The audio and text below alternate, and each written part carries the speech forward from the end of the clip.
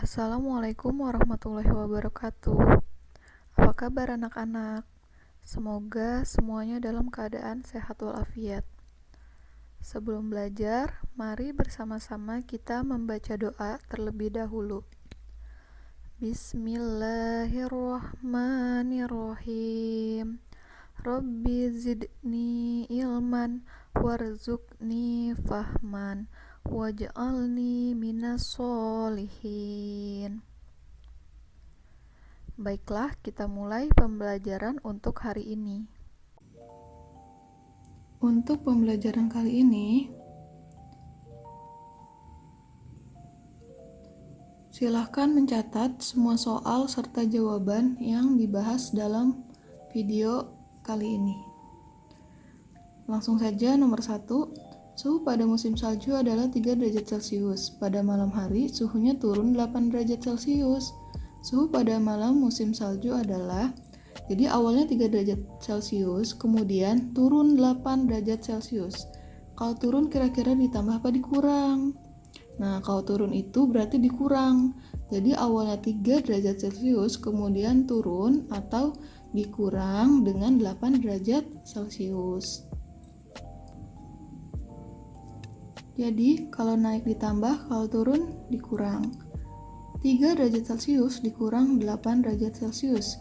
Berapakah hasilnya? 3 dikurang 8. Karena angka 3 lebih kecil, jadi hasilnya minus. Ya, hasilnya adalah minus 5 derajat Celcius. Jadi, suhu pada malam musim salju adalah min 5 derajat Celcius. Untuk soal nomor 2, mari kita baca dulu. Suhu di kota Bandung adalah 24 derajat Celcius. Suhu di kota Jakarta adalah 29 derajat Celcius. Berapa besar perbedaan suhu kota Bandung dan Jakarta? Jadi, kalau menentukan perbedaan atau selisih, caranya dikurang. Dilihat suhu mana yang lebih besar, 24 apa 29, kemudian dikurang dengan yang lebih kecil. Jadi, suhu terbesarnya adalah 29 dan suhu terkecilnya adalah 24. Berapakah 29 dikurang 24? Jawabannya adalah 5 derajat Celcius. Jadi perbedaan suhu kota Bandung dan kota Jakarta adalah 5 derajat Celcius. Soal nomor 3. Suhu di dalam kulkas sebelum dihidupkan 29 derajat Celcius. Setelah dihidupkan, suhunya turun 3 derajat Celcius setiap 5 menit. Setelah 15 menit, suhu di dalam kulkas adalah, jadi pertama-tama kita harus menentukan berapa derajat suhu yang turun selama 15 menit. Jadi suhu yang turun pertama adalah 15/5. Kenapa 15/5? Karena yang ditanya adalah 15 menit suhu yang turun. Tapi diketahuinya turunnya itu 3 derajat Celcius setiap 5 menit. Jadi 15/5, 15 menit dari 5 menit yang diketahui perubahannya. Kemudian 15/5 bisa kita sederhanakan, 15 dibagi 5 adalah 3. Jadi suhu yang turun adalah 9 derajat Celcius selama 15 menit. Untuk selanjutnya, berapa suhu akhirnya? Suhu yang turun setelah 15 menit, jadi suhu awal 29 menit, kemudian turun, berarti dikurang dengan 9 derajat yang tadi. Jadi suhu akhirnya adalah 20 derajat Celcius. Soal nomor 4. Urutkan bilangan bulat di bawah ini mulai dari yang terbesar.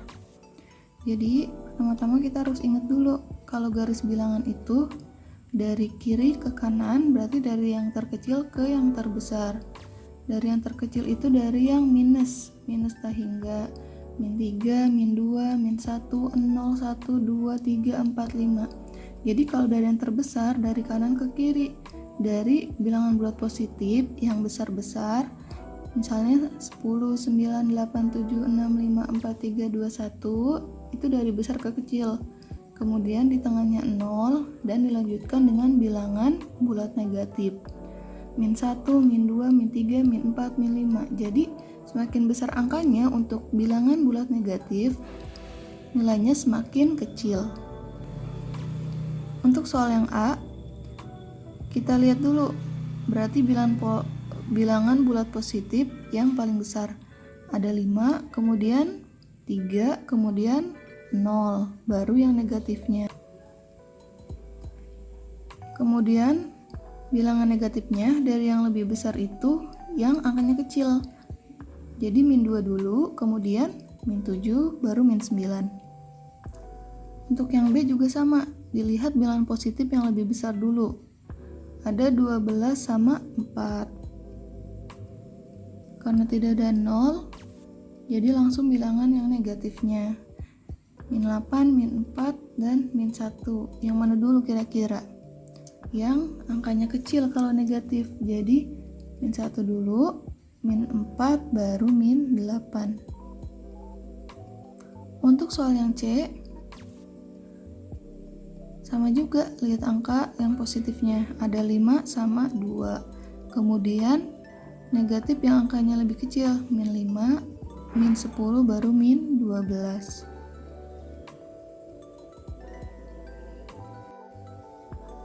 Nomor 5, mengurutkan pecahan 1/5, 0,8, 60%, dan 7/8 dari yang terkecil.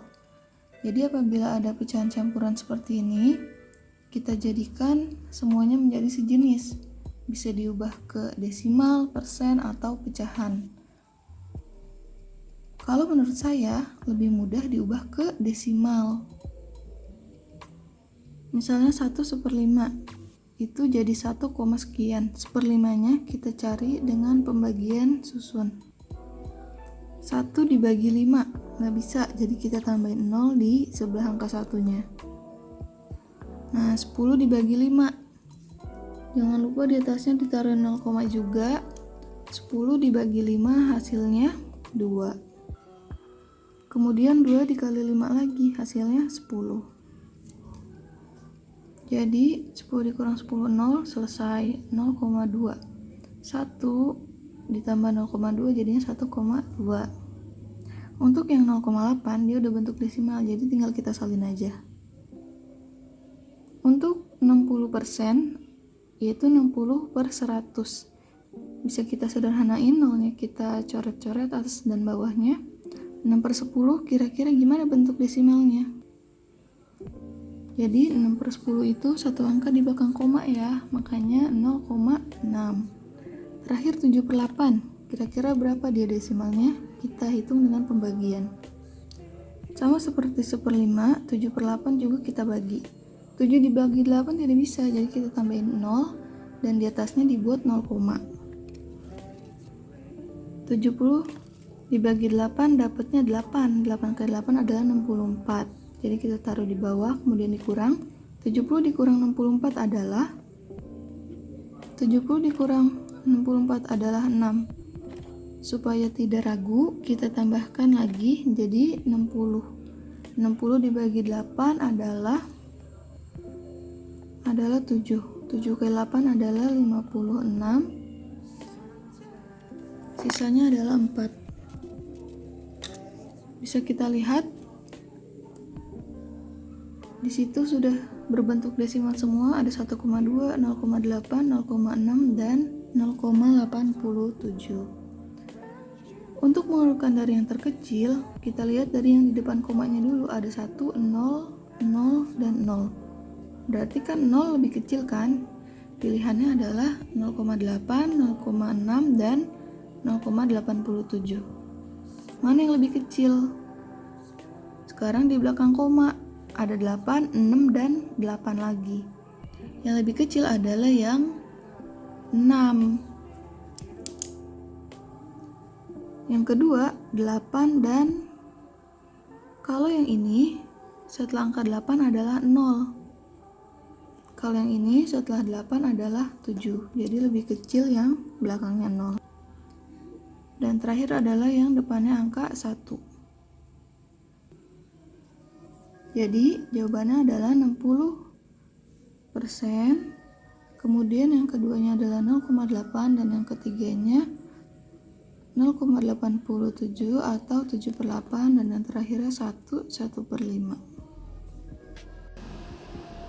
Soal nomor 6, ibu membutuhkan 1/5 kg gula pasir untuk membuat kue. Oleh karena kurang manis, ibu menambahkan gula lagi 3/7 kilo.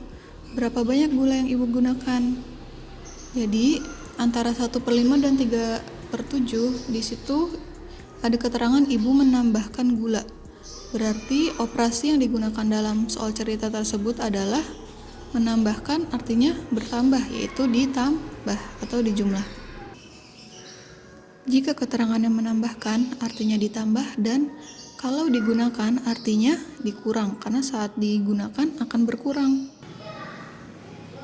Selanjutnya 1/5 ditambah 3/7. Kita samakan dulu penyebutnya, karena di situ penyebutnya 5 dan 7, kelipatan 5 dan 7 yang sama adalah 35. Selanjutnya 35 kita bagi dengan angka 5 di sini, penyebut yang satunya. 35 dibagi 5 adalah 7, kemudian 7 dikali 1, 7. Ditambah dengan, kita bagi lagi dengan yang ini. 35 dibagi 7 adalah 5, kemudian dikali dengan atasnya. 5 kali 3 adalah 15. Karena penyebutnya sudah sama, kita tinggal menjumlahkan atasnya. 7 ditambah dengan 15, yaitu 22. Penyebutnya tetap 35. Jadi, gula yang ibu gunakan adalah 22/35 kg. Soal nomor 7. Dalam lomba matematika, jika menjawab benar dibeli nilai 5, salah -1 dan tidak dijawab 0. Dari 25 soal, Hani menjawab 20 soal benar dan 2 salah. Berapa total nilai Hani? Pertama-tama, kita tulis dulu apa yang diketahui dalam soal tersebut. Di situ diketahui nilai benar. Berapakah nilainya kalau dia benar? Yaitu 5. Nilai salah, berapakah nilainya? Kalau jawabannya salah, -1. Tidak dijawab, nilainya 0. Jumlah benar, berapa soal yang dia jawab benar? Pertama kita lihat dulu, total soalnya ada berapa? Dari 25 soal, berarti total soalnya ada 25. Kemudian dia menjawab benar 20. Kemudian dia menjawab salah 2. Sisanya tidak dijawab. Kira-kira berapa sisanya? Totalnya 25 dikurang dengan yang benar 20 dikurang dengan yang salah 2. Berarti yang tidak dijawab ada 3 soal. Setelah kita isi semua yang diketahui, kemudian lihat apa yang ditanya. Berapakah total nilai Hani?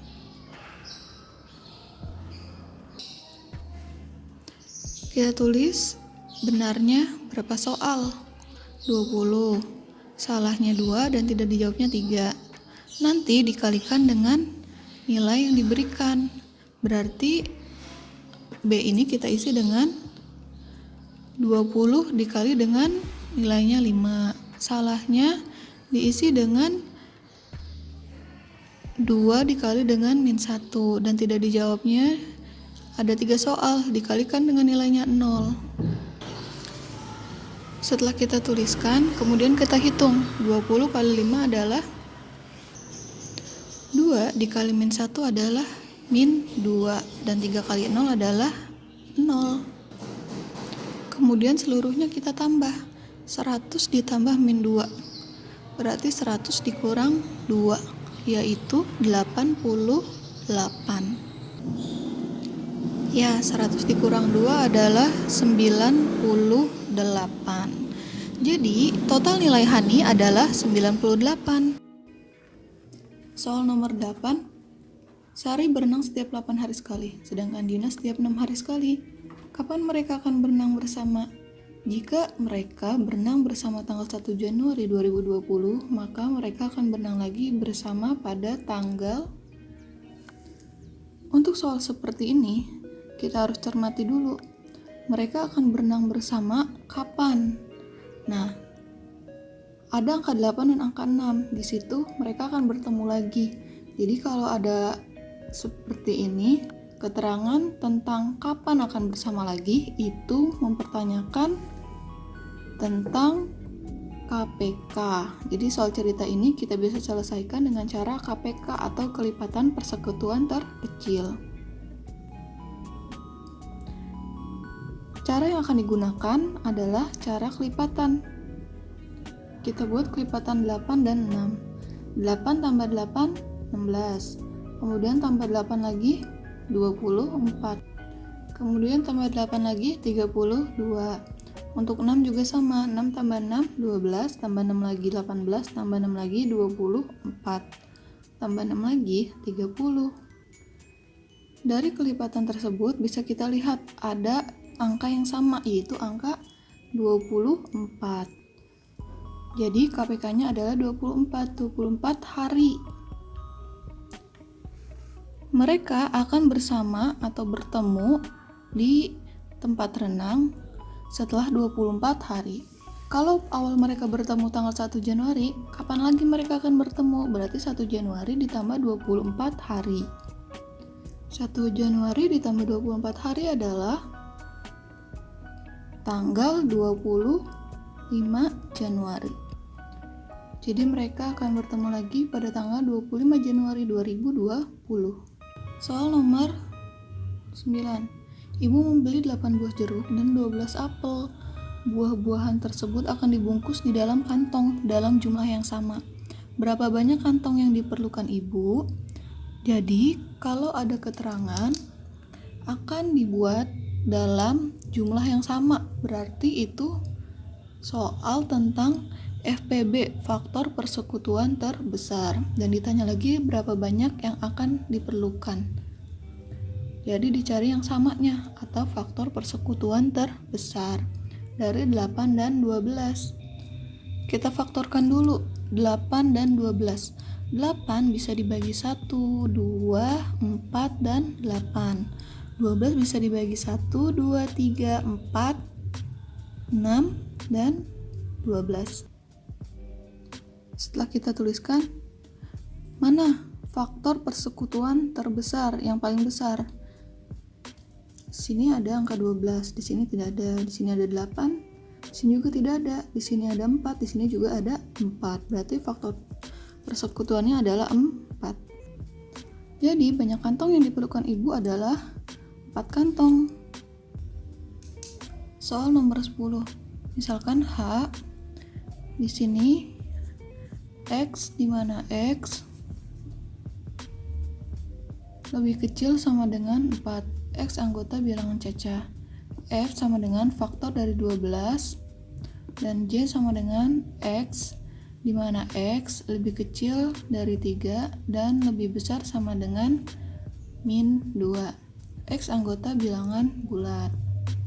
Jadi karena di sini yang dicaplok adalah angka 4, berarti X-nya lebih kecil dari 4 dan ada tanda sama dengan, jadi dia lebih kecil sama dengan. Kalau X garis lurus X itu dibacanya X, di mana X kurang dari sama dengan 4, dan ini adalah simbol untuk anggota. Karena di sini X-nya yang dicaplok, jadinya X lebih besar sama dengan dari min 2. Kemudian kita sebutkan anggota H. Bilangan cacah, jadi dilihatnya dari sininya dulu. Bilangan cacah yang kurang dari sama dengan 4. Bilangan cacah itu mulai dari 0, permen cacah 0. Jadi 0, 1, 2, 3, 4. 4-nya dibawa karena dia ada sama dengannya. Kemudian yang F, faktor dari 12. Angka berapa aja yang bisa dibagi 12? 1. 12 bagi 1 adalah 12. Kemudian dibagi 2 hasilnya 6. Dibagi 3 hasilnya 4. Tinggal kita tulis.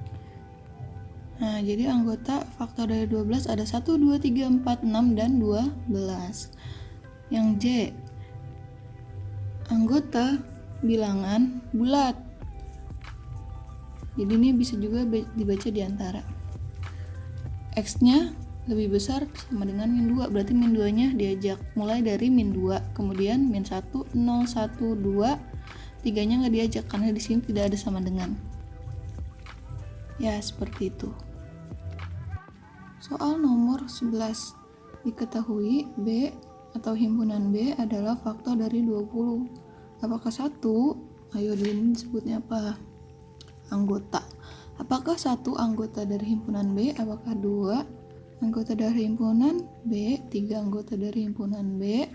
5 anggota himpunan B? Dan 8 anggota himpunan B. Pertama kita harus tahu dulu anggota dari seluruh himpunan B itu angka berapa aja? Faktor dari 20. 20 bisa dibagi 1, dibagi 2, 3 nggak bisa, 4 bisa, 5 bisa, 10, dan 20. Jadi 20 dibagi 1 sama dengan 20, dibagi 2 sama dengan 10, dibagi 4 sama dengan 5. Kita buat himpunannya. Jadi untuk penulisan himpunan harus pakai kurung kurawal. Dan ini nama himpunannya sama dengan seperti ini. Ya kita lihat apakah 1 anggota di B, benar nggak ada angka 1? Ya. Apakah 2 anggota B? Benar. Apakah 3 ada di sini? Tidak ada. Apakah 5? Ya. Apakah 8 anggota dari B? Tidak ada angka 8 di sini. Jadi tidak. Soal nomor 12. Dalam satu kelas terdapat 41 anak gemar membaca, 37 anak gemar menulis, dan 35 anak gemar keduanya. Buatlah diagram Venn dan tentukan banyak siswa dalam kelas tersebut. Jadi pertama kita buat persegi panjang untuk diagram Venn-nya. Nah ini ibu buat agak besar supaya lebih mudah terlihat. Setelah dibuat persegi panjang, karena ada yang gemar membaca dan ada yang gemar menulis, jadi kita buat 2 lingkaran.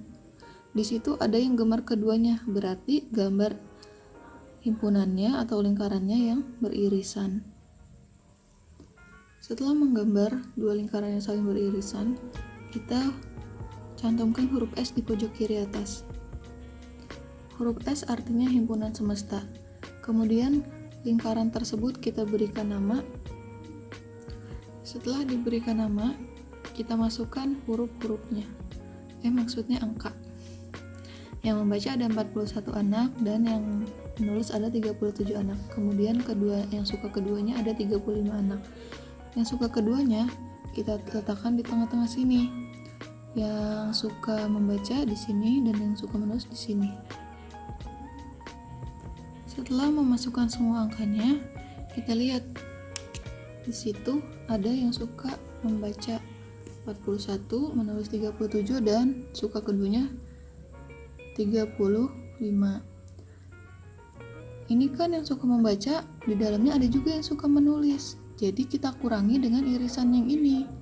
Yang suka membaca 41 kita kurangi dengan 35. Menulis juga sama, kita kurangin dengan 35. Kemudian dihitung. 41 dikurang 35 adalah 6. Dan 37 dikurang 35 adalah 2. Jadi yang suka membaca saja ada 6 siswa, dan yang suka menulis saja ada 2. Yang suka membaca dan menulis ada 35 siswa. Jadi yang gemar membaca 6, hanya gemar menulis 2, dan gemar keduanya 35. Setelah kita buat diagram Venn, tentukan banyak siswa dalam kelas tersebut. Banyak siswa dalam kelas, tinggal kita jumlahkan. 6 ditambah dengan 35 ditambah dengan 2. Jadi yang gemar membaca saja ditambah dengan yang gemar menulis saja, kemudian ditambah dengan yang gemar keduanya. Jadi banyaknya siswa dalam kelas tersebut adalah 6 ditambah 2 ditambah 35 adalah 43 siswa. Selesai. Soal nomor 13.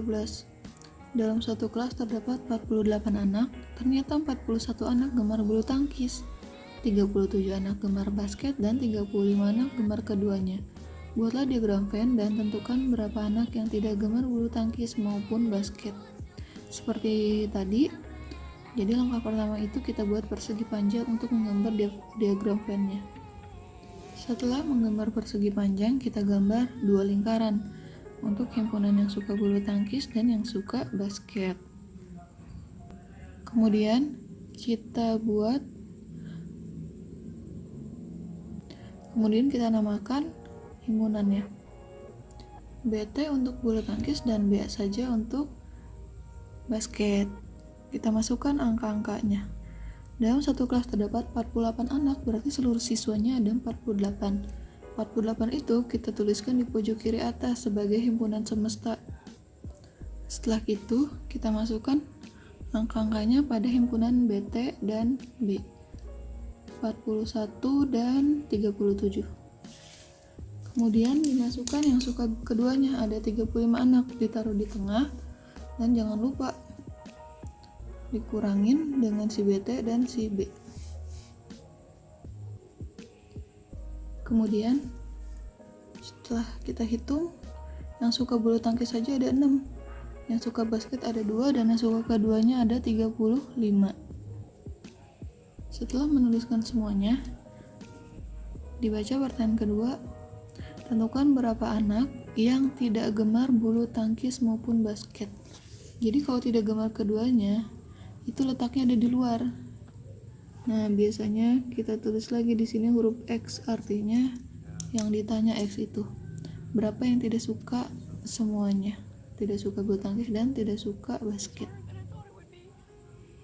Jadi siswa yang tidak gemar bulu tangkis maupun basket itu caranya seluruh siswa ada 48, berarti nanti 48 dikurang dengan yang suka bulu tangkis saja, yang suka keduanya, dan yang suka basket. 48 dikurang 6 ditambah 35 ditambah 2. Yang di dalam kurung kita hitung dulu. 6 ditambah 35 ditambah 2 adalah yaitu 43. Sekarang kita kurangi. 48 dikurang 43. Berapa? 5. Jadi, siswa yang tidak gemar bulu tangkis maupun basket ada 5 siswa. Nah, untuk soal terakhir yaitu nomor 14, masih sama seperti soal nomor 13 dan nomor 12. Kita baca dulu, dalam sebuah kelompok terdapat 40 anak. Berarti himpunan semestanya ada 40. Setelah diadakan pendataan kegemaran minuman yang diminum setiap pagi, terdapat 32 anak gemar minum susu. Berarti ada himpunan susu, 25 anak gemar minum teh, dan ada himpunan teh, dan yang gemar kedua-duanya X anak. Jadi nanti disimbolkan X yang suka keduanya yang ada di tengah-tengah itu. Buatlah diagram Venn dan berapakah anak yang gemar keduanya? Seperti tadi, buat persegi panjang dan dua lingkaran yang saling beririsan. Ada susu dan teh, tinggal kita masukkan angka-angkanya. Karena yang suka keduanya yaitu masih disimbolkan huruf X, maka si tehnya dikurang sama huruf X, si susunya juga dikurang sama huruf X. Dan di sini seluruh siswanya ada 40. Jadi anak yang gemar keduanya itu yang suka susu ditambah irisannya, dan yang suka teh jumlah mereka adalah seluruh siswa 40. Jadi seperti ini penulisannya. 32 dikurang X ditambah si X dan ditambah 25 dikurang X sama dengan 40. Kemudian kita hitung min X plus X. Jadi nih habis. Tinggal 32 ditambah 25 berapa? 57.